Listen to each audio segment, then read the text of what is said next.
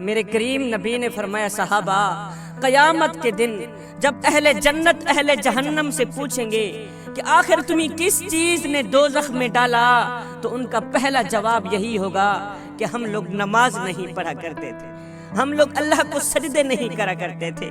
حضرت سیدنا عبداللہ بن مسعود رضی اللہ تعالی عنہ سے روایت ہے، آپ کہتے ہیں کہ ہم نے ایک دن حضور علیہ السلام سے پوچھا، آقا ہمیں بتایا جائے کہ اللہ تعالیٰ کو سب سے زیادہ کون سی چیز پسند ہے، اللہ تعالیٰ کو سب سے زیادہ کون سا عمل پسند ہے؟ میرے کریم نبی نے فرمایا صحابی اللہ تعالیٰ کو سب سے زیادہ جو عمل پسند ہے، محبوب ہے، وہ ہے مقررہ وقت پر نماز با جماعت ادا کرنا۔ جوانو میں تمہیں ایک گنہگار شخص کی کہانی سناتا ہوں، ایک گنہگار شخص کا سبق آموز واقعہ سناتا ہوں، دل کے کانوں سے سنیے گا۔ ایک گنہگار شخص تھا، بدکار تھا، سیاکار تھا، شرابی تھا۔ علاقہ جانتا تھا کہ یہ گنہگار ہے، یہ بدکار ہے، یہ سیاکار ہے۔ علاقہ جانتا تھا یہ شخص شرابی ہے۔ زندگی کے دن گزر گئے، یہ گنہگار شخص مر گیا، فوت ہو گیا۔ اس کے انتقال کے بعد جب اس کی قبر کھودی گئی، لوگ دیکھ کر حیران رہ گئے کہ اس کی قبر میں نور ہی نور تھا، روشنی ہی روشنی تھی۔ گلاب کے پھول اگے ہوئے تھے جن کی خوشبو سے قبر میں عطر پھیلا ہوا تھا۔ ایسا لگتا تھا جیسا کہ جنت کی کھڑکی کھول دی گئی ہو، جنت سے ٹھنڈی ٹھنڈی ہوائیں چل رہی ہوں، خوشبو آ رہی ہے۔ لوگ دیکھ کر حیران رہ گئے کہ یہ تو گنہگار تھا، یہ تو بدکار تھا، یہ تو شرابی تھا، پھر قبر میں روشنی کہاں سے آ گئی، قبر میں خوشبو کہاں سے آ گئی، ٹھنڈی ٹھنڈی ہوا کہاں سے آ گئی۔ خیر اس گنہگار شخص کی تدفین کی گئی۔ تدفین کرنے کے بعد لوگ اس گنہگار شخص کی بیوی کے پاس گئے، پوچھا مائی آخر تیرا شوہر کون سا ایسا عمل کیا کرتا تھا جس عمل کی وجہ سے آج اس کی قبر میں نور ہی نور تھا، گلاب کے پھول اگے ہوئے تھے جن کی خوشبو سے قبر میں عطر پھیلا ہوا تھا، اور تیرا شوہر تو شرابی تھا، شرابی تھا، اس کی قبر میں روشنی کہاں سے آ گئی؟ بیوی نے کہا بھائی میرا شوہر واقعہ گنہگار تھا، بدکار تھا، وہ شرابی تھا، پر اس کے ایک عمل ایسا تھا جو اس کی بخشش کا ذریعہ بن گیا۔ میں یقین سے کہتی ہوں وہی عمل میرے شوہر کی بخشش کا ذریعہ بن گیا ہوگا۔ لوگوں نے پوچھا وہ کون سا ایسا خاص عمل تھا؟ تو اس کی بیوی نے کہا وہ عمل یہ تھا کہ جب فجر کی اذان آتی تھی، فجر کی اذان سن کر میرا شوہر کیا کرتا؟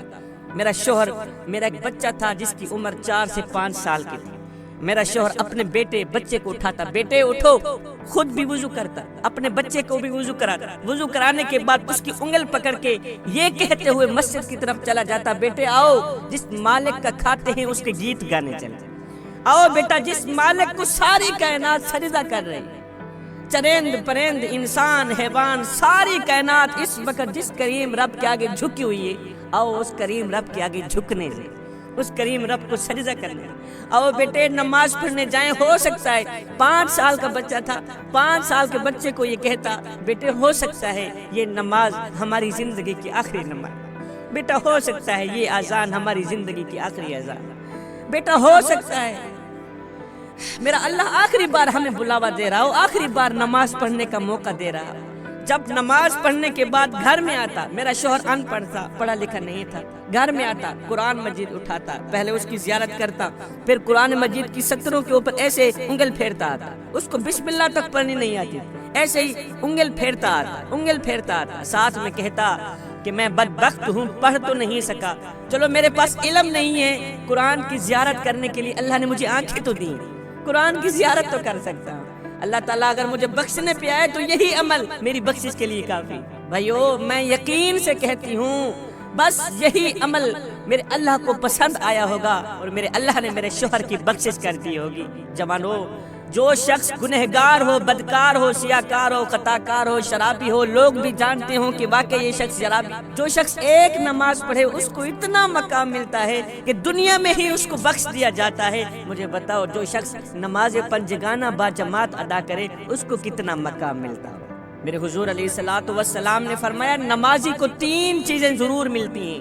ایک قدموں سے آسمان تک فرشتے اسے گھیر لیتے ہیں، قدموں سے آسمان تک فرشتے اسے گھیر لیتے ہیں، دوسرا آسمان سے لے کر اس کے سر کی چوٹی تک رحمتیں برستی رہتی ہیں، تیسرا، جب بندہ سجدے میں ہوتا ہے تو ایک آواز دینے والا فرشتہ آواز دیتا ہے، بندے اگر تو یہ جان لے کہ اس وقت تیرے سامنے کون کھڑا ہے اور تو کس سے مخاطب ہے، خدا کی قسم قیامت تک سجدے سے اپنا سر اٹھائے ہی نہ۔ حضرت سیدنا امام علی مقام امام حسین رضی اللہ تعالیٰ عنہ سے پوچھا گیا، حضرت آپ کو نماز عزیز ہے یا جنت عزیز ہے؟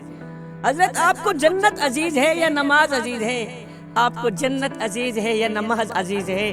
آپ نے فرمایا، میاں مجھے جنت سے کہیں زیادہ نماز عزیز ہے، مجھے جنت سے کہیں زیادہ نماز عزیز ہے، اس لیے کہ جنت میری رضا ہے اور نماز میرے سونے رب کی رضا ہے۔ میرے کریم نبی نے فرمایا، جس نے عشاء کی نماز با جماعت ادا کی وہ ایسے سمجھے کہ اس کی آدھی رات نماز میں گزری، اس کی آدھی رات عبادت میں گزری، اور جس نے فجر کی نماز با جماعت ادا کی وہ ایسے سمجھے کہ اس کی پوری رات عبادت میں گزری، پوری رات نماز میں گزری۔ حضرت سیدنا علی المرتضیٰ شیر خدا کرم اللہ وجہ الکریم سے پوچھا گیا، حضرت کافر اور مسلمان کے درمیان فرق کیا ہے؟ کافر اور مسلمان کے درمیان فرق کیا ہے؟ حضرت علی نے فرمایا، میاں کافر اور مسلمان کے درمیان فرق صرف نماز کا ہے۔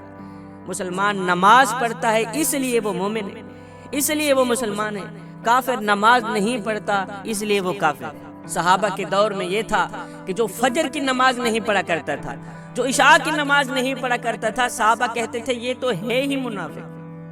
بندہ مومن ہو فجر کی نماز چھوڑ دے، بندہ مومن ہو عشاء کی نماز چھوڑ دے۔ اگر آج ہمارے اس دور میں صحابہ ہوتے تو کیا خیال ہے، ہمیں مسلمان کہتے کہ ہم نے تو 5 نمازیں ترک کر دی۔ نماز دین کا ستون ہے جوانو، نماز میرے کریم نبی کی آنکھوں کی ٹھنڈک ہے۔ جس شخص کے اندر نماز ہے اس کے اندر سب کچھ ہے، جس کے اندر نماز نہیں ہے اس کے اندر کچھ بھی نہیں ہے۔